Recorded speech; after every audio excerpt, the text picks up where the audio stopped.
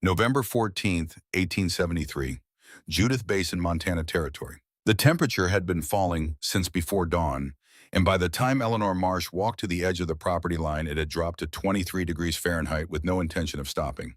The sun was still up, pale and distant, offering light without warmth, the way certain people offered words without meaning. She stood there with everything she owned gathered into a single flour sack, and she watched Gerald Marsh measure the boundary of what used to be her home. He was not looking at her. That was the first thing she noticed. He moved the measuring tape slowly, deliberately pressing each stake into the frozen ground with the careful attention of a man who wanted witnesses to his patience. Two of those witnesses stood near the fence post, neighbors from the claim to the Eastmen who had been invited specifically for this moment. Gerald had planned it that way. He always planned things. She had known this was coming for 3 months. Not suspected. Known. Gerald crouched over a stake and drove it down with a mallet, and the sound rang out across the empty field like a judge's gavel. Only then did he look up at her. His expression was not angry.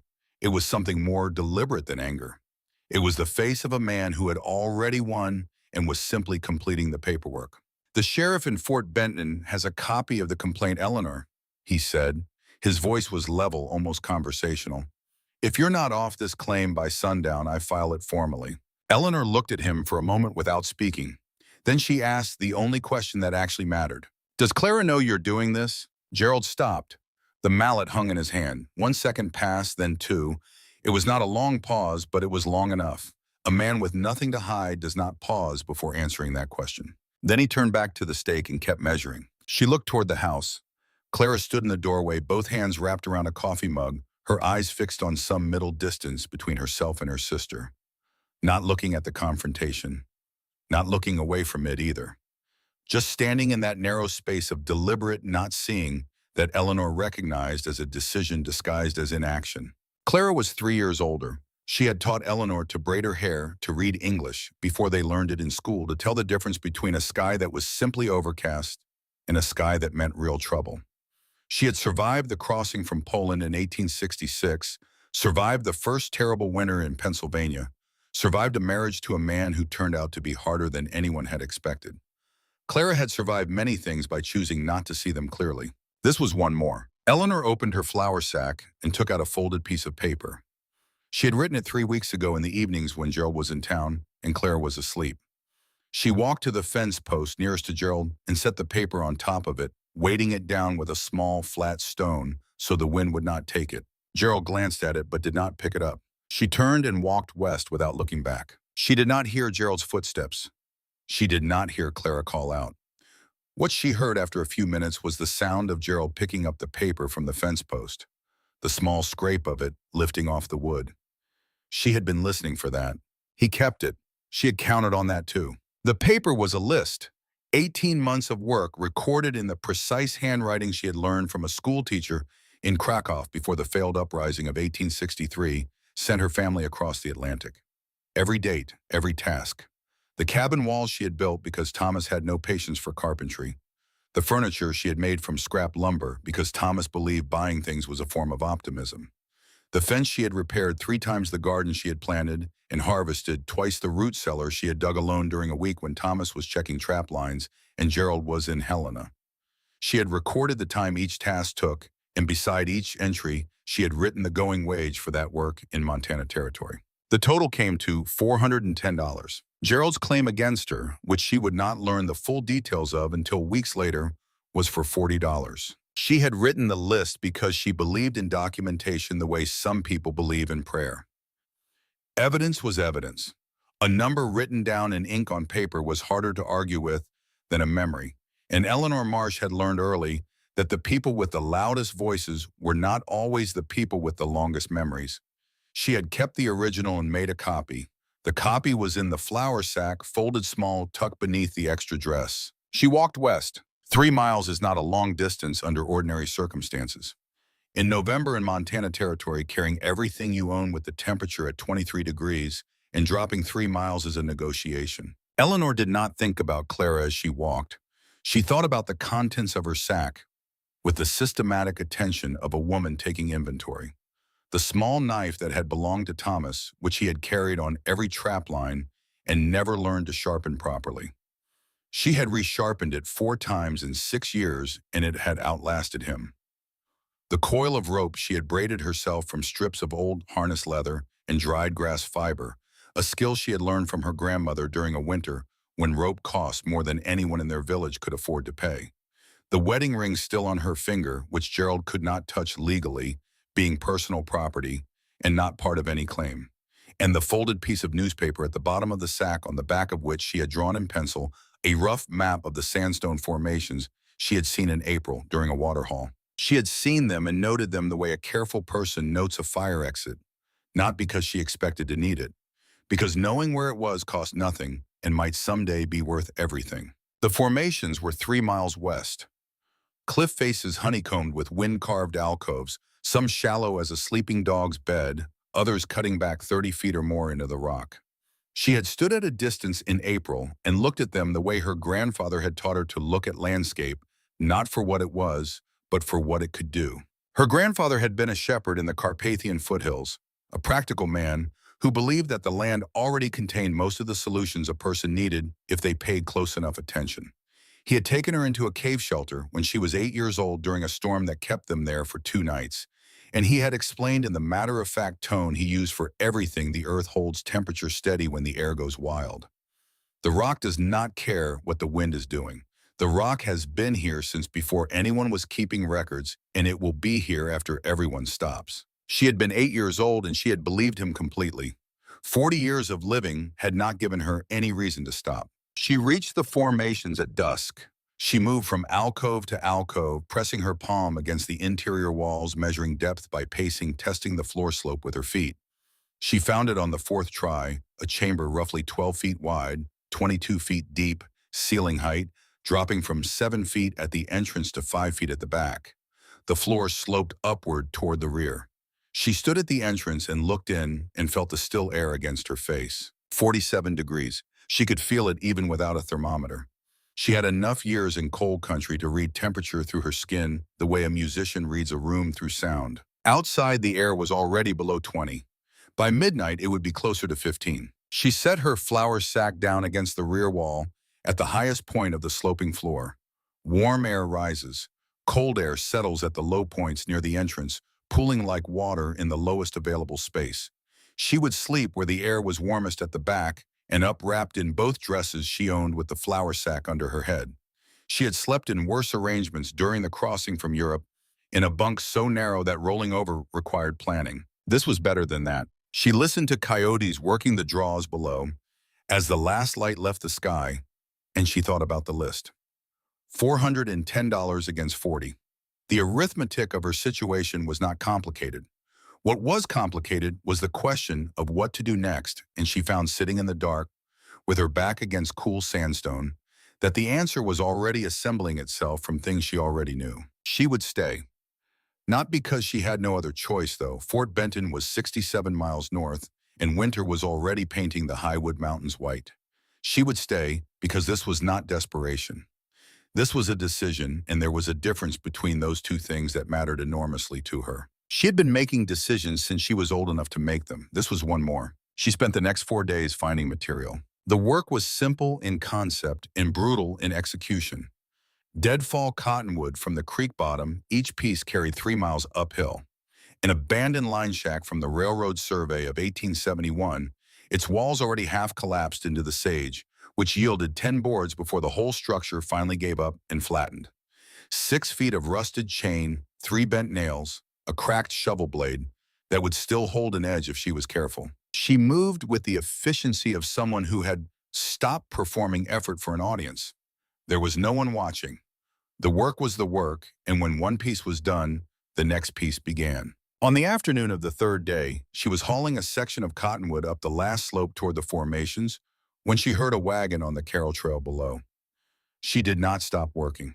The wagon slowed. The man on the seat was Robert Finch, a small merchant from the settlement at Utica, 12 miles east. She had seen him twice before, once when she bought flour, once when she sold 2 rabbit pelts. He had the look of a man who was fundamentally decent, but had never been tested in any way that required him to discover this about himself. He climbed down from the wagon and took the other end of her cottonwood log without being asked. They carried it the last 100 yards together before he spoke. Mrs. Marsh, he said, setting his end down carefully. My wife Margaret has arranged a room at the Hensley boarding house in Utica. It's not charity. You'd work for your keep. Eleanor looked at him. He meant it genuinely. That was the most difficult kind of offer to refuse because refusing it required explaining something that was hard to explain to someone who had never needed to. Is the room mine, Mr. Finch? She asked. Or is it the Hensley family's? Finch opened his mouth and then closed it again. He was working through the question she could see and finding that it led somewhere he had not expected. You'd have use of it, he said finally. That's a different thing from owning it, she said. Thank you for the offer.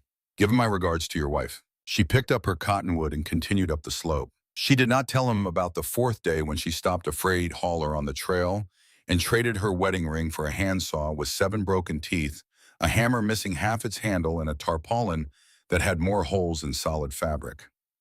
The hauler had looked at her with the specific expression of a man who wants to say something and cannot find the right words. Winter's coming hard, ma'am, he said finally. That ring could have bought you passage to Helena. She looked at him. Helena means starting over with nothing, she said. I'm not starting over. She put the ring in his hand and picked up the tools. She had just started back toward the formations when she heard horses coming from the direction of Utica.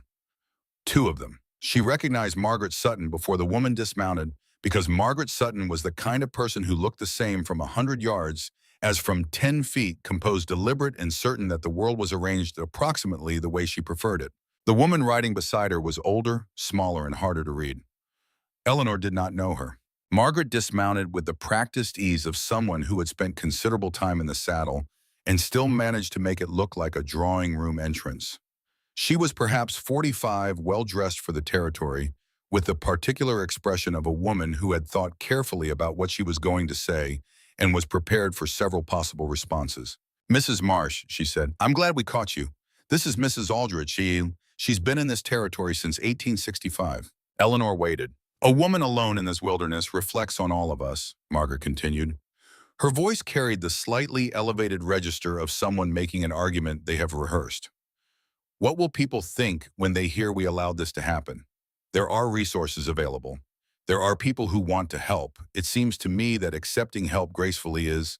Tell them I chose it, Mrs. Sutton, Eleanor said. That should settle the reflection. Margaret's expression shifted very slightly. It was not anger exactly. It was the expression of someone who had prepared for several responses and had not prepared for that one. The older woman, Mrs. Aldrich, had not spoken. She was looking past Eleanor toward the rock formations, studying them with the focused attention of someone who had spent a long time learning to see landscape clearly. Eleanor watched her. Show me what you're building. Child, Mrs. Aldrich said. It was not a question. Eleanor looked at her for a moment, then turned and led her toward the formations. She heard Margaret Sutton make a small sound behind them. She did not turn around. She showed Mrs. Aldrich the cave, the depth, the ceiling height, the sloping floor. She showed her the thermal principle, the way the sandstone formation, 40 feet thick above them, absorbed and held the Earth's constant temperature, regardless of what the air was doing on the surface. She explained the fire pit design she was planning, the 2-wall system for the entrance, the chimney that would draw air low and vent exhaust high. She spoke plainly in the way she spoke about everything, without apology and without performance. Mrs. Aldrich listened without interrupting. She placed her palm against the interior wall, held it there for 10 seconds. She looked at the sloping floor in the high rear section where Eleanor's flour sack sat against the wall. She did not say the thing that most people would have said. She did not say it was impressive or ingenious or brave. She simply nodded once with the nod of someone who recognizes something they already understand. The water situation, she asked. Snow melt in winter, Eleanor said. The creek is a half-mile down in good weather. Mrs. Aldrich nodded again. Watch the chimney draft in hard wind, she said. Smoke can back up if the pressure differential collapses. Keep the intake low and wide. Then she turned and walked back toward the horses. Margaret Sutton had been standing outside the formation entrance for 20 minutes. She looked when they emerged like a woman who had been composing a speech and was now uncertain whether to deliver it. Eleanor watched her make the decision. When this fails, Mrs. Marsh, Margaret said, don't expect us to be waiting. She rode back toward Utica without looking back. Mrs. Aldrich mounted her horse and then paused, looking down at Eleanor with an expression that was difficult to name precisely. My first winter in this territory, she said. I lived in a dugout with 6 other families for 4 months. 3 of them thought it was beneath them. A pause. The other 3 are still here. She rode east. Eleanor watched them go, then turned back to the rock. By November 28th, she had a front wall across the cave entrance. Vertical cottonwood poles set 18 inches apart, gaps chinked with creek bank clay mixed with dry grass. The whole structure braced by horizontal stringers lashed with strips cut from Thomas's old leather belt. She left a doorway 3 feet wide on the south side and covered it with the tarpaulin weighted with flat stones. Then she built a second interior wall, 8 feet inside the first, creating an air gap between them that would trap heat in the same way a doubled window traps warmth, using the principle of still air as insulation. The fire pit was a problem she had thought about carefully. She dug it 18 inches deep at the cave's mouth, lined it with flat sandstone. She carried up from the creek bed and built a chimney from stacked rock and clay that ran along the ceiling toward the entrance gap. The principle was simple and very old: draw cold air in from outside, and at the low point, heat the stone mass with burning wood, send exhaust along the ceiling and out. The stones would absorb the heat of burning and release it slowly for hours after the fire went cold. One good burn before sleep, and the stones would hold warmth until morning. She had learned this from her grandmother, who had learned it from hers in a chain of practical knowledge that ran back through Polish winters to a time before anyone in her family had owned anything worth recording. She tested it on the first hard night: 8 degrees outside, 44 degrees in the front chamber where the fire pit sat, 51 at the rear sleeping area where her body heat combined with the stone-held warmth and the tarpaulin she had rigged as a low ceiling to create a pocket of trapped air. She lay in the back of the cave and listened to the wind work the draws below and felt nothing of it. Not a draft, not a whisper. The stone was 40 feet thick above her, and it did not care. She had been right. She had known she would be. The knowing felt less like triumph than like a door closing softly on everything that had come before. The settlement at Utica had opinions, and they arrived wearing different faces. Big Tom Calloway came with 2 neighbors and the air of a man who had survived things and therefore knew the limits of what was possible. He was large in the way that some men in hard country are large, as if the territory itself had added weight to him, and he had a reputation for plain speaking that he was justifiably proud of. He looked at the entrance wall, looked at the fire pit, and looked at the chimney run along the ceiling with the expression of a man reviewing evidence. "I found the Peterson family in March of '71, he said. All 4 of them frozen in their dugout when the ventilation plugged with snow. Rock doesn't breathe like wood, Mrs. Marsh. You seal yourself in there with the fire going, the smoke will kill you before the cold does." It was not cruelty. It was the warning of a man who had carried 4 frozen bodies out of a dugout and did not want to carry any more. Eleanor did not argue with him about theory. She gestured for him to follow her inside to the deepest point of the rear chamber. She asked him one question. "Do you smell smoke right now, Mr. Calloway?" He inhaled. He looked up at the ceiling where the chimney run angled toward the entrance. He put his hand near the intake gap at floor level and felt the movement of cold outside air coming in low. He did not answer her question. He stood in the rear chamber for 10 more minutes, touching the walls, watching the candle flame bend toward the chimney draft before he went back outside. His neighbors had not come in. They watched him emerge and waited for his verdict. He gave them nothing. He simply nodded once the way Mrs. Aldrich had nodded and started back toward his horse. Reverend Samuel Holt came 2 days later alone, with the careful expression of a man who had prepared to help someone and was recalibrating as he went. He was younger than Big Tom, newer to the territory, and carried the particular uncertainty of someone whose authority had not yet been tested by real conditions. "A woman living 3 miles from the nearest Christian soul is a temptation for trouble. Mrs. Marsh," he said. He was standing at the entrance, not quite inside, which told her something about his level of commitment to the conversation. "The church has a responsibility, and I feel I should—" "Reverend," Eleanor said, setting down the tool she had been working with. Her voice was not unkind. It was the voice of someone who is being precise because precision matters. "If your concern is my soul, I'm grateful for it. If your concern is appearances, I'd ask you to be honest about that." The color rose in Holt's face. He was not a dishonest man. He simply had not been explicit with himself about which concern had actually brought him 3 miles in the cold, and having it named out loud was uncomfortable. He stood there for a moment, caught between responses, then said, "I'll pray for your safety, Mrs. Marsh." "That's kind," she said. "Come back if you want to talk further." He did not come back that week. She suspected he would eventually. December 8th, the temperature dropped below 0 Fahrenheit before noon and stayed there for 6 days. Eleanor woke each morning in the rear chamber with the air holding steady. At 51 degrees, walked forward to the fire pit, where residual heat in the stones kept the front chamber at 44, and stepped outside into air so cold it turned her breath to ice crystals before the vapor could rise. She did not suffer. That was the thing she had not entirely expected. She had expected to survive. She had not expected the particular quality of those mornings, the silence inside the cave that was not merely the absence of noise, but the presence of something steady. The way the stone held its temperature, the way a reliable person holds their word without drama and without exception. The cold was outside. The cold could stay outside. What she had not prepared for in all her practical calculation was the silence. 20 feet back from the entrance, sound dampened to nothing. She could hear her own heartbeat. On still nights, she could hear wolves in the Highwood Peaks 15 miles distant. The silence was not lonely exactly. It was the silence of something solid, a structure that excluded chaos by its nature, not by effort. But it was also undeniably the silence of one person. One heartbeat, one set of footsteps on the stone floor. She had made her decision, and she held to it without regret. Still on the 7th morning of the cold snap, she stood at the entrance with her coffee cup and looked out at the white-locked landscape and acknowledged privately and without drama that the question of what came next was a real question. She had food for perhaps 2 months if she was careful. She had the tools she had traded for.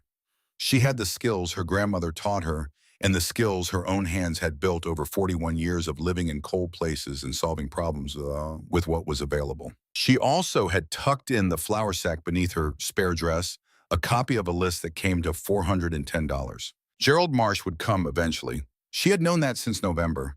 He would come with papers and a lawyer in the particular confidence of a man who had never been challenged by someone who had prepared longer than he had. She was prepared to receive him. But first there was the matter of December and what December was about to bring. Walking up the slope toward her cave in the form of a Swedish homesteader, carrying a sack of potatoes and an expression of confident certainty that was about to meet its first serious obstacle. She watched him come, and something that might have been amusement moved through her chest and settled there like the warmth from her fire pit stones, slow and steady and lasting well into the morning. Owen Bergstrom had said in the saloon at Utica 3 weeks earlier that the cave was proof the woman did not know what she was doing. Daniel Chen had been in that saloon because his father sent him to collect a debt from the barkeep, and Daniel had very good ears and the particular gift of 12-year-old boys for being present in rooms where adults forget to lower their voices. He relayed this information to Eleanor on a Tuesday afternoon in early December, sitting cross-legged on the cave floor, eating a bowl of cornmeal she had heated over the fire pit stones, describing Owen Bergstrom's exact words with the unsentimental accuracy of a child who is reporting facts rather than offering comfort. Eleanor was sharpening the handsaw when Daniel told her this. She kept sharpening. "What else did he say?" she asked. "That a proper cabin with a good stove was the only sensible approach to a Montana winter," Daniel said, "and that anyone who thought otherwise was either inexperienced or not thinking clearly." "And what did Big Tom Calloway say to that?" Daniel considered. "He didn't say anything. He just finished his drink." Eleanor tested the saw blade against her thumb and found it acceptable. "Owen Bergstrom," she said, "built his cabin using railroad ties and clay chinking." Daniel nodded already, having made the same calculation. "Clay cracks when it dries," he said. "It does," Eleanor agreed. She did not say anything else about it. But 3 weeks later, when Owen Bergstrom appeared at the bottom of the slope carrying a sack of potatoes and wearing the expression of a man who was doing someone a considerable favor, she was not surprised. She had been in the way of careful people quietly waiting. Daniel Chen had come into her life the way most useful things did, without announcement and through a side door. The first time he appeared on a gray afternoon in the first week of December, he simply walked up to the cave entrance and looked inside with the frank curiosity of someone who has heard a story and wants to verify it against reality. He was 12 years old, compact and quick-eyed, with the self-possessed bearing of a child who has grown up in circumstances that required him to be more useful than ornamental. His grandfather had worked the California mines in the 1850s, and something of that history had passed down through the family in the form of a practical relationship with difficult terrain. Eleanor did not ask what he wanted. She stepped aside and let him look. He walked the full length of the cave, touching nothing, asking nothing, working it out for himself. He tested the floor slope with his feet. He stood under the chimney run and looked up. He put his hand near the entrance where the cold draft came in low and felt the airflow. Then he turned around and looked at Eleanor. My grandfather lived underground for a summer in Tuolumne, he said. He said it stayed cool when everything outside was burning. Same principle, Eleanor said. Reversed for winter. Daniel nodded. He had understood before she confirmed it. I can carry wood, he said. I know where the good deadfall is down by the second bend. Bigger pieces than what you've been bringing up. She gave him a bowl of cornmeal. He came back the next day with an armful of cottonwood that was considerably better than what she had been finding. He came back the day after that, and the day after that, until coming to the cave became part of his daily pattern, the way certain routes become habitual, not through decision, but through repeated choice. He became her newspaper. Not because she asked him to, but because he understood with the instinctive social intelligence of someone who has always occupied the margins of multiple worlds, that information was a form of currency, and he had access to currency she did not. He told her about the conversation at the Utica Saloon. He told her when Gerald Marsh came through town and asked Robert Finch about the legal status of territorial land that had not been homesteaded. He told her when Reverend Holt reported to Margaret Sutton that the cave dwelling appeared to be in his estimation structurally sound but morally irregular. He told her these things without editorializing, and she received them the same way, adding them to a running account she kept in her head alongside the food inventory and the firewood calculation and the list of things that would need repair come spring. What she gave him in return was the thing he had not known he wanted until she began providing it. She taught him to read not the halting functional literacy he had acquired from his mother, but real reading, the kind that opens text the way a key opens a door. She taught him arithmetic beyond counting, the kind that lets you look at a problem and find the shape of its solution before you began working it. She taught him these things in the back of the cave on winter afternoons while the fire pit stones radiated their stored warmth outward in slow, reliable waves. And she taught him because he was quick and because teaching someone is one of the more efficient ways of not being alone. Owen Bergstrom came on December 19th with potatoes, dried beef, and the particular confidence of a man who has survived 2 Canadian winters and believes this qualifies him to assess most situations. He was perhaps 38 broad through the shoulders, with the careful hands of someone who had learned carpentry properly and the straightforward manner of a person who had never had reason to be indirect. Eleanor had nothing against him. He had said what he believed in the Utica Saloon, which was more honest than most, and he had come here today with actual food, which was more useful than most. She could work with a person like that, or at least around them. He looked at the cave entrance, at the double wall she had built at the chimney outlet above the door, gap with the evaluating eye of a carpenter assessing another carpenter's work. She could see him finding things he would have done differently and things he could not find fault with, and the combination producing in him a kind of recalibration he had not expected to need. I built my cabin solid, Mrs. Marsh, he said finally. It was not quite the opening line he had planned. Something in what he was looking at had adjusted it slightly. You're welcome to stay there while you figure out a better arrangement. Eleanor looked at him. Did you chink the gaps with clay or with mud, Mr. Bergstrom? Clay, he said. There was a half second where something shifted in his face. Not alarm, but the beginning of a realization he was not yet ready to complete. Come back in a week, she said. She took the potatoes and the dried beef and thanked him genuinely because the food was genuinely useful, and she went back to work. He came back in 2 days. Not because a week had passed, because the clay had cracked as it dried the way clay always cracks when it dries against a surface that expands and contracts with temperature changes, and the snowmelt running off his steeply pitched roof had found those cracks and then frozen at the eaves and redirected itself backward through the walls. 3 nights of wet blankets.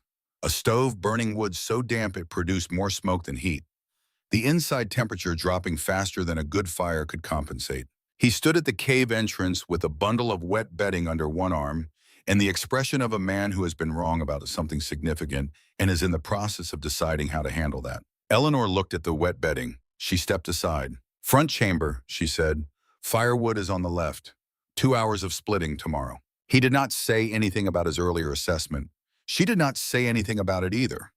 The silence on that subject was, she felt, the appropriate response from both of them. He slept in the front chamber and woke the next morning dry for the first time in 4 days.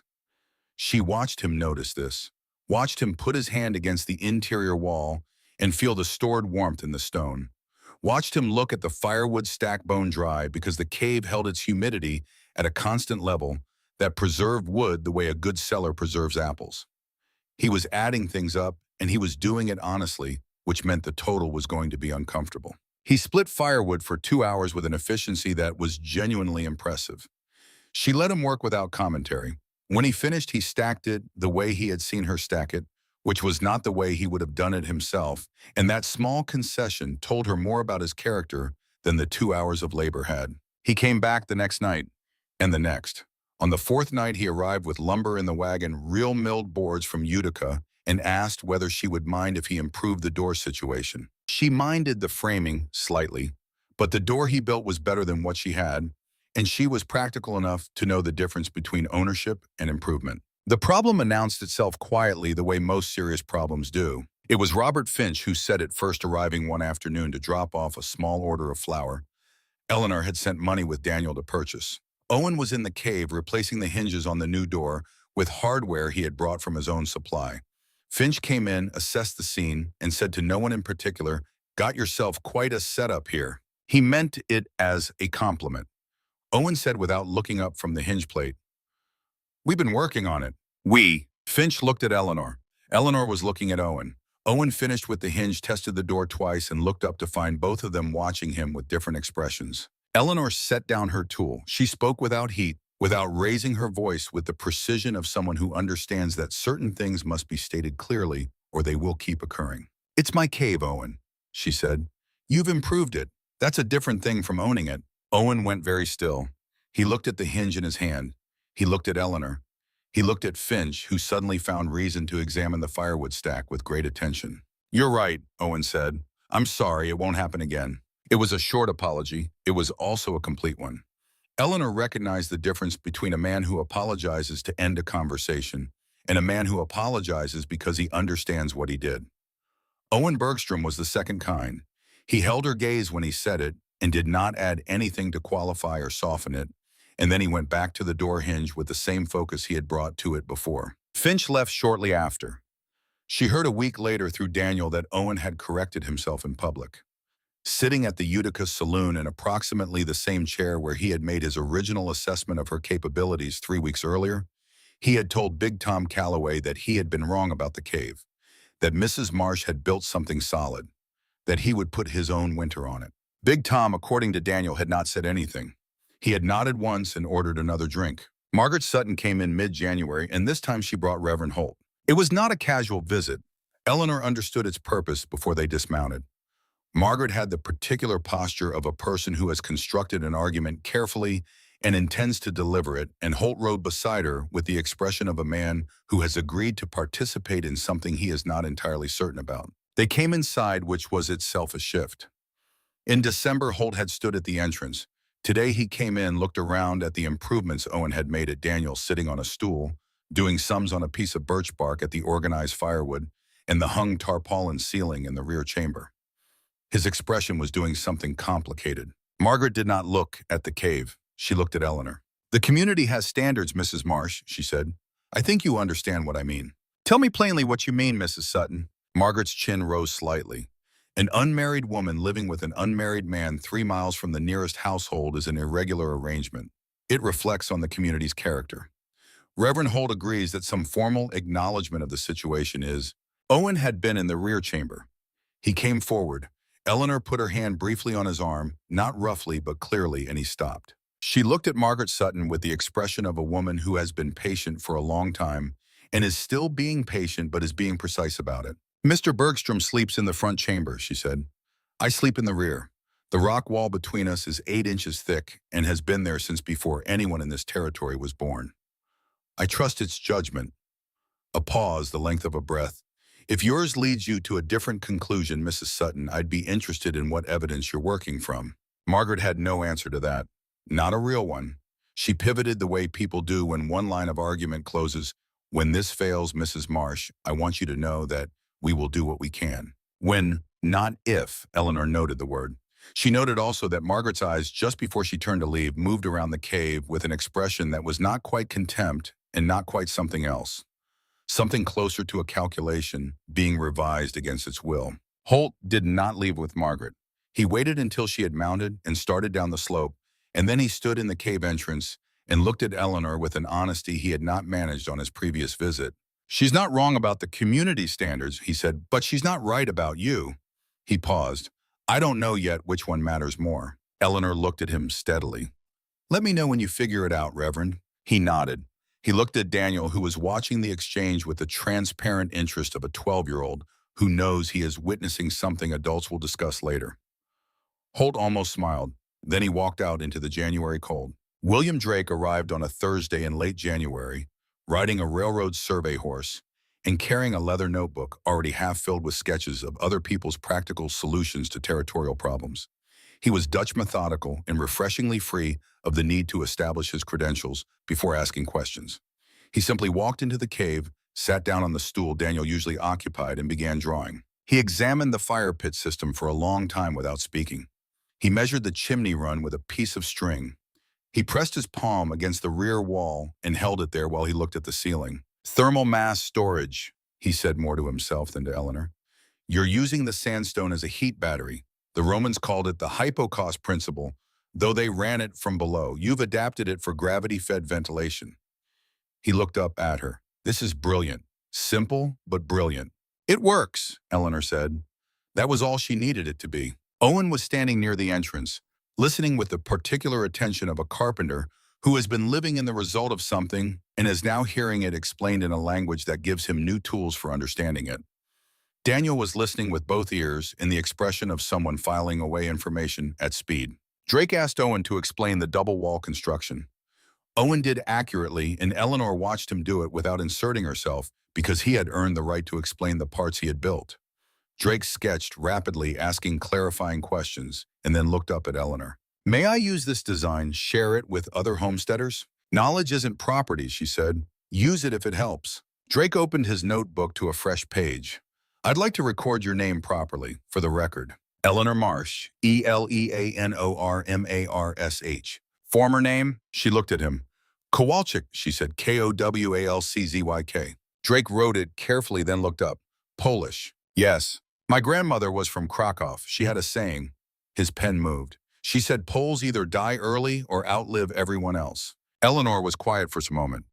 "Your grandmother," she said, "was paying attention." Drake smiled, snapped his notebook closed, and said he would send copies of the design to 3 settlements along the Fort Benton route before spring. He was as good as his word. She would learn this later in the particular way you learn things about people who do what they say, through results, not announcement. January 28th began as a manageable day. The temperature had been cold, but not savage, for 2 weeks, hovering around 18 degrees during the daylight hours and dropping to perhaps 5 below at night. Owen had gone to Utica that morning to collect a lumber order he had placed before Christmas, the kind of transaction that should have taken 3 hours and been finished by noon. By 2 in the afternoon, Eleanor was watching the sky. She had seen that color once before in the winter of 1872, in the days before the storm that killed Thomas. Not gray exactly, a yellowish gray like old bone, with a quality of density that meant something was coming from the north that had a long way traveled behind it and considerable intention remaining. The barometric pressure drop was something she read in her joints before she understood she was reading it, a gathering heaviness that the body knows before the mind catches up. By 3 o'clock, it was snowing horizontally. By 4, the visibility had closed to 6 feet. By 5, the temperature had fallen to 11 below and was still dropping at a rate that suggested it had no particular destination in mind. Owen had been due back at noon. Eleanor built the fire pit to maximum capacity, the stones glowing a dull orange by evening. She hung every spare piece of canvas across the entrance, triple-layered, weighted at the bottom with creek stones she had carried up in September, against exactly this kind of need. She set a pot of water to heat on the stones for broth. She did all of this quickly and without wasted motion, the way she did things when the margin for error was narrowing. Then she coiled a length of rope, tied one end to the center post of the entrance wall, and stood in the doorway with the other end in her hand, looking out into white nothing. She listened between gusts for anything that was not wind. She heard nothing for a long time. The temperature outside, by her estimation, had reached 20 below. Wind chill considerably further. The kind of cold that did not announce itself as cold exactly, but rather as an absence, as if warmth had been a color, and someone had simply removed it from the world. At 7 in the evening, she heard the horse before she heard anything else. Not movement precisely, a sound like a large object settling against resistance very near the rock face. She went out with the rope in one hand and the candle lantern in the other, and she found the horse standing pressed against the sandstone formation, with its head down and its sides heaving, too exhausted to do anything but stop. It had walked directly into the rock, because the rock was the first solid thing it had found in however many miles of white blindness. Owen was still in the saddle. His hands were locked around the reins from the inside fingers, frozen into position, the leather wrapped through his grip in a way that suggested he had been holding on with everything he had until everything ran out. His face was covered in a shell of ice, formed by his own exhaled breath, freezing layer by layer over however many hours the storm had been building. He weighed approximately 180 pounds. Eleanor Marsh weighed 122. She got him off the horse by loosening the reins from his grip, finger by finger in the dark, and she got him to the ground without dropping him, by letting him slide against her, rather than fall, taking the weight in increments her body could manage. Then she put the rope around her own waist and dragged him the 30 yards to the cave entrance, 1 foot at a time, stopping twice to rest, moving again each time because stopping was not an option she intended to exercise. The horse she brought in, too. It stood in the front chamber with its sides still heaving, steam rising off its coat into the warmer air, and after a time it stopped trembling and accepted water from the bucket she held up to it. Owen she laid in the rear chamber, away from the direct heat of the fire pit stones. She cut his boots off because the leather had gone rigid as iron, and she found his feet white and waxy to the ankle. Both hands the same. She had seen this before. She knew what not to do as clearly as she knew what to do, and what not to do was apply heat directly, which would rupture the tissue cells as they expanded too quickly and turn survivable frostbite into permanent damage. She soaked cloth in cool water and wrapped his feet and hands. She warmed the water slowly over the next 3 hours, a degree at a time, using her own body temperature to moderate what she poured in. She worked by feel and by the slight changes in his skin color, and by the knowledge she had inherited from a grandmother who had saved a shepherd's frozen hands in a Carpathian winter, 80 years before Eleanor was born, a chain of practical knowledge that had crossed an ocean and arrived exactly where it needed to be. He regained consciousness near midnight. He opened his eyes and looked at the cave ceiling, and then at Eleanor, and the first words he said were not, "Where am I?" or "What happened?" They were, "The horse." "Front chamber," she said, "ate your portion of hay. She's fine." Owen closed his eyes again. The tension went out of him all at once, like a knot releasing, and Eleanor understood in that release something she had not quite put words to yet. A man whose first coherent thought coming back from the edge of death is for the animal that carried him home is a man with a particular set of priorities. She added it to what she already knew about him and found the total was better than she had calculated. Outside, the temperature dropped to 41 below zero. The wind sustained at 45 miles per hour with gusts to 68. The kind of cold that stopped being a weather event and became something closer to a geological fact, a feature of the landscape as fixed as the sandstone above them. Inside the cave, 49 degrees in the rear chamber. The horse standing quiet. Owen sleeping with the deep unconsciousness of a body in serious repair. Eleanor sitting beside him with her hands still warm from the water, listening to the storm do its worst against 40 feet of rock that did not notice. She was not alone. That was the thing she sat with through the long hours before dawn, the thing she turned over carefully and examined from several sides the way she examined anything she was not sure how to classify. She had been alone since November. She had chosen it, and she had been right to choose it, and it had served her. But there was a difference between choosing solitude and having company removed, and she was sitting on the boundary of that difference in the dark, listening to a man breathe steadily beside her, and the boundary was not where she had thought it was. At 4 in the morning, someone knocked on the cave entrance. Not the wind. A knock. 3 distinct impacts against the cottonwood, planking the sound of a fist rather than a gust. Eleanor stood. She went to the entrance, unlatched the door Owen had built with iron hinges she now saw the full value of, and found Patrick Hale on the threshold, ice-covered, and barely standing, a freight hauler who had been caught between Utica and the formations with no shelter and nothing left but the instinct to keep moving toward where he had heard warmth was. She brought him in. She sat him by the stones. She gave him broth. When he could speak, he told her what he had heard in Utica before the storm hit. Gerald Marsh had arrived 2 days earlier with a lawyer from Fort Benton. He was staying at the Finch house. He had papers. He was waiting for the storm to pass. Eleanor listened to all of it without changing expression. Then she went to the flour sack that had been sitting in the corner of the rear chamber since November 14th, and she took out the folded copy of her list. She held it for a moment in the firelight, $410 of documented labor, written in careful ink on paper that had survived 2 months in a cave and was about to survive considerably more. "Tell me everything else," he said, she told Patrick Hale. "Every word you remember." Outside, the storm continued. Inside, Eleanor Marsh sat with a piece of paper in her hand and the expression of a woman who has been waiting a long time for a particular conversation and has been ready for it longer than the other party knows. Patrick Hale remembered everything. He was that kind of man Eleanor discovered over the next hour, the kind whose memory sharpened rather than blurred under pressure, who stored details not because he intended to use them, but because his mind simply refused to release anything it had taken in.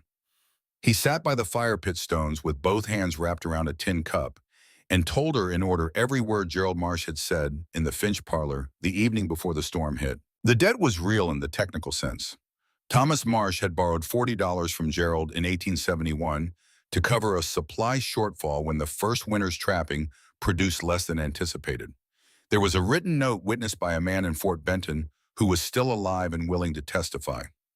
Under territorial law, a widow inherited her husband's outstanding obligations. Gerald had a lawyer named Alderton who had traveled from Fort Benton specifically for this purpose and who had, according to Hale, the professionally expressionless face of a man paid to win on paper rather than on merit. Gerald wanted the eastern quarter of the survey parcel Thomas had registered jointly with him before his death. Signing it over would satisfy the debt and all associated interest. If Eleanor refused, Alderton would file in the territorial court, and the process would take months and cost money she did not have. Hale paused. He looked at the paper she was holding. He also said something else.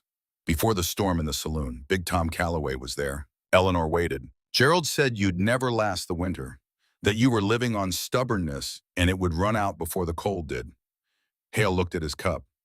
Big Tom told him that the cave was on open territorial land that nobody had filed on, that you couldn't be removed from it legally, that Gerald had probably wasted the trip. A pause. Gerald didn't say anything after that. He just paid for his drink and left. Eleanor folded the paper along its original creases and held it in her lap. Owen was awake. She had not heard him stir, but she could tell by the quality of his stillness that he had been listening for some time.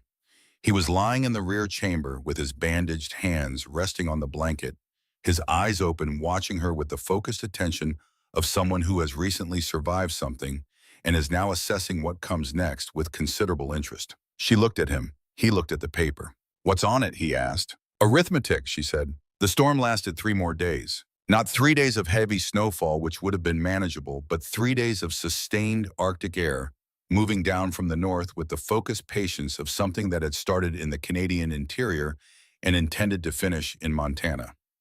The temperature did not rise above 0 until February 1st. On the worst night, the second night, it reached 49 below. The cave held. It did more than hold. As the hours accumulated and the cold outside approached the kind of intensity that stopped being weather and started being a test of materials, the cave simply continued to do what it had been doing since November: absorb or retain release. The stones in the fire pit gave back their stored warmth in the measured way they always had. The sandstone walls maintained their temperature with the indifference of geology to human timelines. The front chamber stayed at 38 degrees. The rear chamber, with 6 people generating warmth, climbed to 51. They were not alone for long. The Chen family arrived before dawn on the first full day of the storm, Daniel leading them with the confidence of a 12-year-old who had walked this route enough times to know it without light. His father carried his youngest daughter on his back. His mother carried what they had managed to grab before the cabin wall began to crack inward from wind pressure. Daniel brought them straight to the rear chamber and then turned around and went back to the entrance to help Eleanor hang additional canvas against the wind that was finding the edges of Owen's doorframe. Big Tom Calloway arrived at first light alone, stamping snow from his boots in the entrance, looking around at what he found with the expression of a man recalculating something he had held as settled. He had come from half a mile away through zero visibility, following a route he had apparently committed to memory sometime in the past year without ever announcing that he had done so. He did not say anything about December when he had come with skepticism and gone with silence.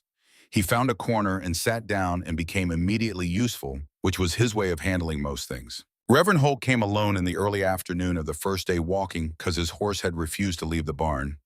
He arrived coated in ice from the waist down, unable to speak for several minutes, sitting on the floor near the fire pit with his eyes closed and his breathing gradually returning to something regular. When he could speak, the first thing he said was her name, not Mrs. Marsh.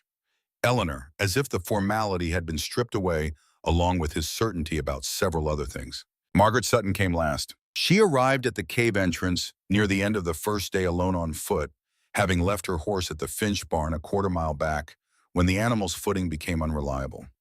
She stood in the entrance and looked inside at 14 people arranged in various states of exhausted practicality at the fire pit stones and the organized food supply, and the horses standing calmly in the front chamber at Daniel Chen, teaching his little sister to count in English, in the corner at Owen Bergstrom, frostbitten hands, and all methodically dividing the food stores into portions, with the fairness of a man who understands that equity in small things prevents large problems. Eleanor stood at the entrance.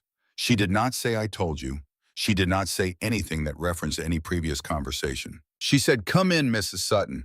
And Margaret Sutton, who had come 3 miles through a blizzard alone because the alternative was to stay in a house by herself, came in. 6 days. That was how long the storm held them. The death toll across Montana Territory calculated afterward, when the roads opened and people could travel again to find what the cold had done, came to 214. 2 families in Utica alone, a rider found frozen in his saddle on the Fort Benton Road. Livestock counted in the thousands. The winter of 1875 would be the reference point for every subsequent winter, for 50 years the measuring stick against which all other cold was assessed. In the cave, nobody died. The food stretched because Eleanor had been maintaining extra stores since October, after she noticed in September that the summer had been shorter than the summer before. The water came from melting snow in the entrance, a task that rotated through the group with a schedule Daniel proposed, and everyone accepted because he was 12 years old and therefore free of the social hesitations that would have made adults argue about it. The warmth came from the stones and from 14 bodies in an enclosed space, and from the fact that Eleanor had built something in November that was still doing exactly what she had built it to do. On the 3rd day, Margaret Sutton sat down beside Eleanor near the entrance, where Eleanor was monitoring the wind direction through a gap in the canvas covering. They sat without speaking for a while. Outside, the wind moved a bank of snow from one place to another with a sound like distant machinery. "How long have you been planning this?" Margaret asked. Eleanor considered the question genuinely. "The cave I started planning in April," she said, "when I saw the formations during a water haul and recognized what they were. And the rest of it?" Eleanor thought about the list in the flour sack, about the copies she had made before leaving, about the way she had documented every task, every date, every hour for 18 months before Gerald Marsh gave her a reason to use it. "I was paying attention," she said. "That's all it was." Margaret was quiet for a moment. "I owe you an apology," she said. The words came out evenly without self-flagellation, in the tone of a woman who had decided something and was executing the decision. "More than one. I came to your cave in November to manage a problem I had decided you were. I was wrong about what you were." Eleanor looked at her. Margaret Sutton was not a bad person. Eleanor had understood this for some time. She was a person who organized her world according to categories that had served her well enough until they met something that did not fit them. And the storm had been, among other things, a demonstration of what the world does to categories that are held too rigidly. "You came in when I opened the door," Eleanor said. "That's enough." On the 6th day, the wind stopped. It did not taper. It simply ceased the way certain arguments end without transition, leaving behind a silence that was so complete and so sudden that everyone in the cave went still for a moment and listened to make sure it was real. The temperature outside had risen to 10 below zero. After what the past 6 days had been, this felt, as Big Tom Calloway said while looking at the thermometer Eleanor had nailed to the entrance post in December, like something close to a gift. They went out and looked at what the storm had left. Snow drifted into walls 10 feet high against the rock faces to the north. The ground between the formations was scoured bare in places, frozen earth exposed like something the winter had uncovered rather than covered. The landscape looked rearranged, as if the storm had reached down and shuffled it like cards, and then set it back without regard for where things had been before. Eleanor's cabin, visible from the top of the formation ridge, was standing. Every window blown out, the door hanging at an angle from one hinge. But the walls were upright and the roof was on, and that was more than could be said for what she found when she descended with Owen beside her, moving carefully on the ice slope. The Johnson place had lost its entire roof. The structure was open to the sky, the interior filled with drifted snow to the level of the windowsills. The Chen cabin had one wall pushed inward, the family's winter stores buried under the collapse. Of the 14 people who had sheltered in the Cave 11 had no home they could walk back into and resume living. Owen looked at the damage with the calculating eye of a carpenter estimating what repair required. And then he looked at Eleanor and she looked at him, and what passed between them was the wordless agreement of two people who have survived something together and understand that the next thing has already begun. Gerald Marsh came on a Tuesday, 11 days after the storm cleared. He arrived with Alderton the lawyer and with Reverend Holt, whom he had recruited as witness, without asking whether Holt was still inclined to serve in that capacity. The three of them rode up the slope to the cave in the late morning under a sky that had turned the clear, hard blue that Montana produces after serious weather, as if the atmosphere were compensating. Eleanor was inside. Owen was repairing the window frames of the cabin 200 yards away, visible from the cave entrance, close enough that she could hear the hammer if she listened. She had told him she would handle this herself. He had looked at her for a moment and then gone back to his measurement. That was the right response, and she had noted it. Gerald looked around the cave entrance and then inside. He saw the organization, the sleeping platforms, the stone fire pit with its careful architecture, the table and chairs Owen had made from milled lumber, the flour sack hung on a peg on the wall. He saw a place that had been lived in through a serious winter and was still functioning. Whatever he had expected to find, this was not it, and the adjustment took him a visible moment. Alderton read the claim without preamble. $40 principal, $8.40 interest accrued since 1871. Thomas Marsh, deceased, obligated by written instrument. Eleanor Marsh, widow, liable as successor. The Eastern Quarter parcel, surveyed and registered, sufficient to satisfy the debt in full. Sign here. Gerald watched her across the table while Alderton read. He was looking for the thing he had been looking for since November, the thing he had looked for in the doorway when she left the property with her flour sack. He was looking for the moment when she would realize the limits of her position. Eleanor waited until Alderton finished. Then she went to the flour sack on the wall peg and took out the folded paper she had carried since the 14th of November. She set it on the table and smoothed it flat. She read from it not because she needed to, but because reading it aloud made the numbers real in a way that hearing them did not. Dates, tasks, hours, rates. Fence repair, 3 occasions. Cabin wall construction, the north and east faces. Root cellar excavation. Garden preparation, planting and harvest for 2 seasons. Furniture construction. Equipment maintenance and repair. The list went on for 26 lines. At the bottom, the total. $410. Thomas owed you $40, Gerald, she said. She kept her voice level because she had no need to perform anger and had never confused performance with strength.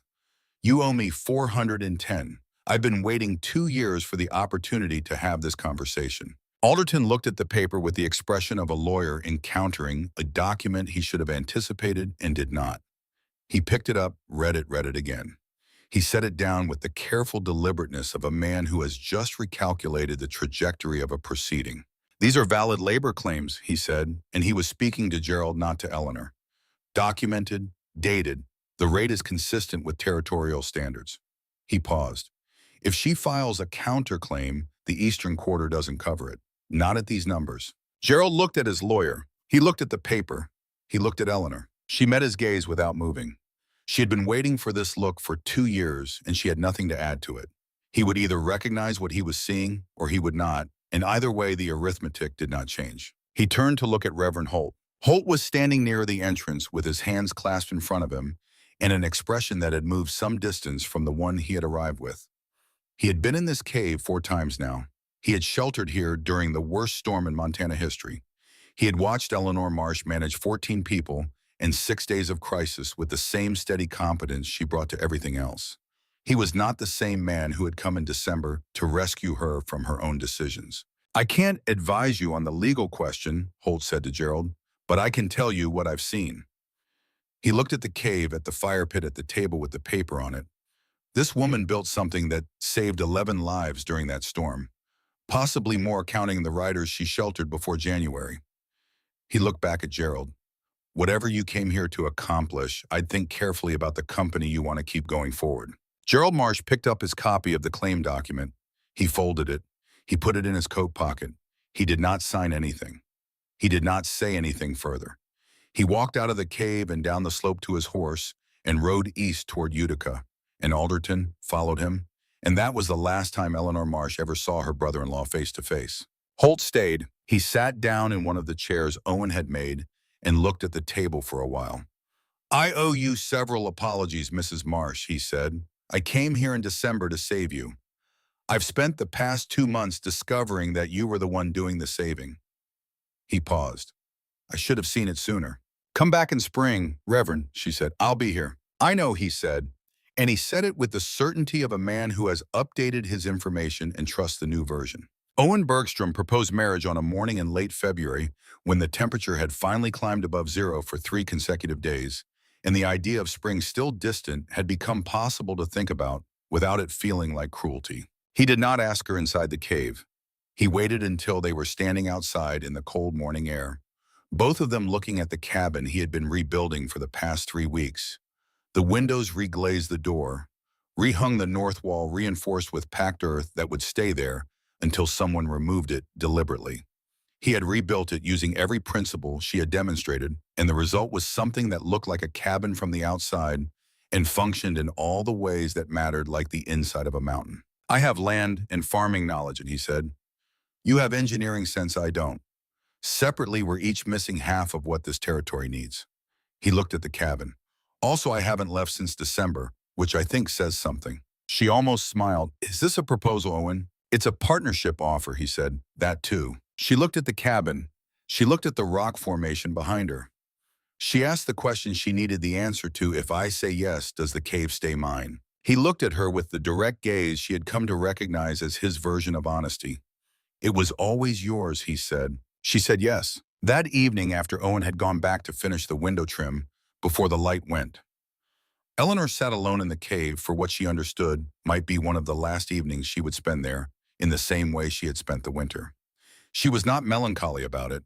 It was simply a threshold, and she had crossed enough thresholds to recognize them without drama. She was sitting with the fire pit stones at her back, warm through her coat, when Daniel brought a package to the entrance. Someone had left it with his mother in Utica, he said. No name on the outside. Inside was a wool scarf, dark blue, the Count made on a European loom. Eleanor recognized it before she had consciously processed what she was looking at, because some things bypass recognition and arrive already known. It had belonged to their mother. Clara had kept it after the crossing. There was a piece of paper inside the fold. The handwriting was her sister's in the Polish they had both learned before English, in the careful script of someone who had thought for a long time about how much to say. I knew I should have said so. Just that, one line. No signature, though none was needed. Eleanor sat with the scarf in her hands for a long time. She did not try to construct what Clara's silence had cost her sister or what the writing of this note had required. She knew those calculations because she had lived alongside Clara Furrier for 38 years and understood the precise weight of what her sister carried. The note was not an explanation. It was not a reconciliation. It was a woman in an impossible position, finding the smallest honest thing she could do, and doing it, and Eleanor received it for exactly what it was. She folded the scarf carefully.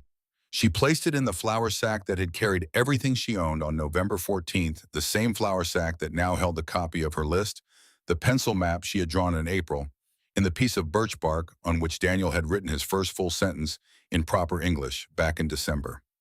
She hung the sack on its peg on the wall. She did not write back. There was nothing to write that the scarf had not already received. They were married on April 3rd, 1874 by Reverend Holt, in a ceremony that 47 people attended, including Robert Finch and Margaret Sutton, who arrived together and sat near the front and did not appear to find this remarkable. Big Tom Calloway stood at the back and managed to look simultaneously uncomfortable and pleased in the way of large men at small ceremonies. Daniel Chen stood with his family and spent most of the ceremony watching Reverend Holt with the focused attention of a boy deciding what he thinks of a man who has changed his mind publicly and without complaint. The community gave them lumber, not as charity as a specific material acknowledgement that what Eleanor had built through that winter had value the community was prepared to recognize in practical terms. The winter of 1875 arrived on October 29th and did not intend to leave quickly. Eleanor had been watching the sign since August, the early departure of certain birds, the thickness of the fur on the animals she and Owen trapped in September, the quality of the light in October that was different in some way she could not have articulated, but recognized as a warning from the same part of her that had read the barometric drop in January 1874. She told Owen in September that they needed twice the firewood they had planned. He looked at her for a moment, then doubled the order. By November 12th, the temperature was below zero and staying. By December, they were burning wood at a rate that would have been unsustainable if they had not prepared. The cabin held steady at 51 degrees, adequate. They dressed in layers indoors. They kept working. January 17th, 1875, 52 degrees below zero Fahrenheit. Not wind chill. Actual air temperature read off the thermometer on the cabin wall, then verified against the thermometer Owen had nailed outside, then accepted as real with the quiet resignation of people confronting a number that exceeds previous experience. Cottonwood trees along the creek split from the inside as their moisture froze and expanded, each one producing a sound like a rifle shot in the pre-dawn darkness. Smoke from the cabin stove fell rather than rose because the air above the chimney was colder than the exhaust coming out. The world had reached a temperature at which ordinary physical behavior stopped being reliable. The cabin held that day and the next and the next. They burned wood constantly, fed the fire every 3 hours through the night in shifts, and the walls kept the cold at bay through a combination of Owen's construction and Eleanor's design principles working together the way the partnership had been working for a year. They got through January 17th and the 18th and the 19th. On January 20th, the temperature rose to 35 below. It felt genuinely and without irony like relief. They let themselves rest. They should not have. January 22nd, the wind came. Not cold alone, which the cabin had been managing. Wind sustained at 61 miles per hour from the north, 16 hours without break. The kind of force that does not look for weaknesses so much as reveal them. The double wall system, which had provided excellent insulation against static cold, turned against them when wind pressure found the air gap and converted it from trapped warmth to channeled draft.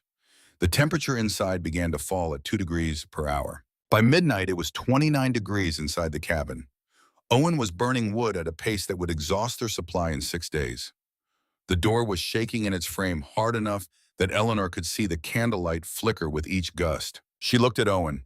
He was already looking at her. They had 148 seconds to dress in every layer they owned, collect what they could carry in 2 minutes, and get out before the temperature made movement dangerous. She knew this the way she knew the cave was 200 yards away, and the wind made it functionally invisible. And she had walked the road enough times to know it in her body regardless of what her eyes could or could not see. Now, she said, before we're too cold to move. Owen did not argue. He was already pulling on his second coat. 200 yards. Zero visibility, not from snowfall, but from ground drift, frozen crystals moving horizontally at 61 miles per hour, a surface that stripped exposed skin in under 2 minutes. Eleanor had the rope. She had brought it from the cabin specifically for this possibility coiled over her shoulder because she had been thinking about this walk since October. She tied one end to Owen's belt. She held the other in her left hand. With her right, she held Daniel's hand, and Daniel held his father, and his father held his mother, and his mother held the baby because the Chen family had been in the cave since the temperature dropped and had come to the cabin for dinner, and the storm had closed the option of going back before they finished eating. Owen led, Eleanor counted behind him. The wind hit them like a wall the moment they cleared the cabin door, and for the first 3 steps, she felt her body register the cold as something close to a physical blow. Then the counting started, and there was only the counting. At step 100, she could not see Owen ahead of her despite the rope. At 150, she felt Daniel's grip tighten in her right hand and tighten back. At 220, Owen stopped. She moved up beside him. He had turned his head toward her, his face encased in the ice, his breath had formed in the first 100 yards. He did not know where they were. The white in every direction was identical in total. She had both their counts in her head. She had been counting his footstep length for a year in every terrain and every condition. She knew the difference between his stride on flat ground and his stride on the uphill approach to the formation. They were trending slightly south. The rock face was 15 steps to the right. She pulled his arm. He went with her. At step 237, his hand hit stone. She heard him exhale a long, controlled release, and in the sound of it, she heard everything the past year had built between them, all the decisions and corrections and apologies and mournings, in the particular quality of trust that develops between people who have been tested and found each other reliable. He found the door and opened it, and they went in. 14 people sheltered in the cave that first night. By dawn, the number was 15 when Big Tom Calloway arrived at first light, and by the end of the second day, it was 16 when Patrick Hale arrived again, becoming a man who would spend the rest of his life telling people that if they were caught between settlements in a storm, the Marsh shelter was 3 miles west of the old survey stake, and it would hold. Big Tom Calloway arrived on the morning of the second day and directed 2 more people to the cave before coming in himself, standing at the entrance and telling them precisely where it was and precisely how to navigate to it through the drift using landmarks he had memorized sometime in the past year, without, as far as Eleanor knew, ever discussing the fact that he had done so. Margaret Sutton did not arrive this time because she was in Helena visiting her sister. What arrived instead was her husband Robert Finch, who had been in Utica when the storm hit and made it to the cave on foot in the first hour, and who sat for 6 days watching 16 people share space and food and firewood, according to a system that was simple and fair and generated no serious conflict, and who was, by the time the wind stopped, a different kind of convert than the dramatic ones, a quiet one already planning. The storm held for 6 days. The temperature outside ranged from 31 below to 49 below. In the cave, the temperature held between 45 and 51 degrees. Outside, 214 people died across Montana Territory. Inside the cave on the 6th day, Daniel Chen turned 13 years old. Eleanor had remembered the date. She had set aside a portion of flour and made a small flat bread on the heated stones, and Daniel ate it with the expression of someone receiving exactly what was needed at exactly the right moment, which is one of the rarest experiences available to human beings and one of the most worth providing. Spring came the way it always came after serious winters, late cautious, and then all at once. Robert Finch organized the community contribution. Lumber, labor, iron, hardware donated by the Fort Benton blacksmith. William Drake came back from his railroad survey camp and drew up formal plans documenting the cave's design, the fire pit architecture, the ventilation geometry, the sleeping platform dimensions. He submitted them to the territorial government with a proposal for similar shelters at strategic points along major routes. The government filed them and did nothing, which was what governments generally did with good ideas submitted before the bureaucracy was ready to receive them. But Drake sent copies to 7 other settlements himself, and those copies were acted on by people who had heard what happened in the Judith Basin during the winter of 1875 and did not need a government directive to understand the value of preparation.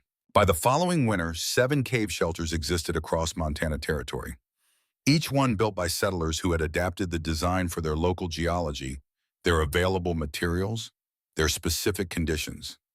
None of them were identical to Eleanor's. All of them worked on the same principle. Big Tom Calloway, who had come to the cave in November 1873 to warn Eleanor that rock didn't breathe, became its most reliable advocate. He told every freight hauler and every rider who passed through his section of territory that the Marsh shelter was 3 miles west of the old survey stake, that it was the warmest structure between Fort Benton and Helena, and that he would stand behind that claim against anyone who disagreed. He did not explain the transition between his first position and his second one. Some evolutions are better demonstrated than explained. Eleanor kept the cave. She used it as a cold storage through the summers, the 45-degree interior preserving root vegetables months longer than any conventional cellar. She used it as a classroom on summer afternoons when the cave was cooler than any building on the surface, teaching reading and arithmetic to whoever came, Daniel first and then others, until the informal arrangement had enough students that Reverend Holt proposed formalizing it, which led to a conversation about a proper schoolhouse that took 3 years to complete but eventually produced one. She used it as a storm shelter whenever the sky turned that particular shade of yellow-gray that she had learned to read before her conscious mind could name what it was seeing. And she kept it for the reason she had always kept it, the reason she could not have explained entirely to anyone who had not lived the winter of 1873 in her specific position. The cave was on open territorial land. No one had filed on it. No one could put their name on paper and claim it away from her. It existed outside the system of documentation that Gerald Marsh had tried to use against her, outside the social architecture that Margaret Sutton had tried to enforce, outside every framework that required someone else's permission to be valid. It was simply there, and she had simply understood it. And that understanding was hers in a way that could not be transferred or taken or disputed by any instrument a lawyer from Fort Benton could produce. April 19, 03. Eleanor Marsh was 71 years old. Owen had died the previous autumn, a quiet death at the end of a full season, the way he had done most things without drama, having ensured that everything requiring attention had been attended to before he let go. She missed him with the specific quality of grief that comes from losing someone who was genuinely useful to you in every sense of that word, someone whose presence had made possible things that absence now made harder. And she had found that the best response was to keep doing the things he had helped her learn to do, which was also what he would have recommended. She walked the 3 miles to the cave on an April morning that was cold but not viciously so, accompanied by her 2 grandchildren, James, who was 10 and already had his grandfather's carpenter's eye, and Ruth, who was 8 and had something else entirely. Something Eleanor had been watching develop for the past 3 years, with the quiet attention she brought to things she recognized but could not yet name. The cave was unchanged in the ways that mattered. The sleeping platforms had long since rotted and been removed. The fire pit was cold, but the walls were the walls, and the stone was the stone. And when Eleanor stepped inside and felt the still air at 47 degrees, the same temperature it had been on the first night, she felt something that was not quite memory and not quite the present, but some combination of both that only very old places can produce in people who have known them for a very long time. James went immediately to the fire pit and began examining the chimney construction with professional interest. He would be a builder. She had known this for years. Ruth walked to the rear wall and placed her palm flat against the stone. She stood there for a moment, feeling what the rock offered, which was the same thing it had always offered: steadiness. Was it scary, Ruth asked, living here alone? Eleanor stood in the middle of the cave and considered this honestly. She remembered the first night, the coyotes, the 23 degrees outside and the 47 inside, and the decision she had made, not with fear, but with the particular clarity that comes when you have been paying attention long enough to understand what you are seeing. No, she said, it was the least scary place I had ever been, because I built it to last. Ruth kept her hand on the rock. She was thinking. Eleanor could see it the way she could always see it in this child, a slow and thorough processing, the kind that arrived at conclusions other people reached by accident, if they reached them at all. Can I come here alone sometimes? Ruth asked. To think. Eleanor looked at her granddaughter's hand on the wall. 8 years old, standing in the place where Eleanor had spent the most formative winter of her life, asking the question that Eleanor had never articulated, but had answered through every subsequent decade of her existence. The cave was not just a shelter. It had never been only that.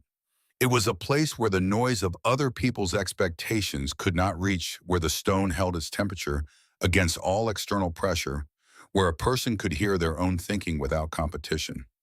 It was a place that required nothing of you except the willingness to understand it. The thing Eleanor had built in November of 1873 was not walls and a fire pit. It was the proof that looking carefully at what already exists is sometimes the most radical act available to a person. That working with what is there rather than fighting what is not there produces results that last. That the most enduring structures are the ones that do not resist the world, but simply understand it. She had tried to teach this to everyone who had come through the cave. She had tried to teach it to Daniel and to Owen and to Reverend Holt, and in her way even to Margaret Sutton, who had learned it reluctantly and in her own time, but had learned it. She had tried to teach it to 4 children and 3 grandchildren in the cabin and in the classroom that had eventually been built because enough people understood that the teaching was worth making permanent. Now she stood in the cave and looked at Ruth's hand on the wall, and she understood that the teaching, this particular lesson, was already complete. Ruth had already arrived at the question that was the answer. Yes, Eleanor said, come back whenever you need to. Ruth nodded once with the nod of a person making a promise rather than accepting an offer. She took her hand from the wall and turned around and looked at the cave with the assessing property-taking gaze that Eleanor recognized from a long time ago, from a woman standing at a rock face at dusk in November, with everything she owned in a flour sack, measuring depth and ceiling height and floor slope, and understanding what she was looking at. The genes for it apparently had not thinned. They walked back the 3 miles in the April cold. James talking about the chimney construction and what improvements he might make if it were his Ruth, saying nothing but keeping pace, and Eleanor listening to both of them and to the landscape around them, and feeling in the particular quality of that morning something she could only call complete. Not finished. Complete. The way a thing is complete when it has done what it was built to do and is still standing. The cave remained functional through the 1910s. Archaeologists who documented it in 1967 found the original fire pit intact, the sandstone still showing the heat marks from a burning that had first been made in November of 1873. Carbon dating confirmed continuous use from that year through approximately 1918. They noted the elegant simplicity of the ventilation design. They noted that the thermal stability of the interior remained consistent with Eleanor Marsh's recorded observations from the winter of her first season. They wrote a paper about it, and the paper was read by engineers working on passive solar design, and those engineers incorporated the principles into buildings that would be constructed in cities Eleanor Marsh had never seen, for purposes she could not have imagined, by people who would never know her name. But the principle was the same. Earth holds temperature steady when the air goes wild. The rock does not care what the weather is doing. The most enduring shelter is the one that was already there before you arrived, waiting for someone patient enough to recognize it and practical enough to make it their own. Eleanor Marsh had been that person. In the autumn of 1873, with nothing but a flour sack and 41 years of paying attention, she had walked into the side of a mountain and made it into a home. It held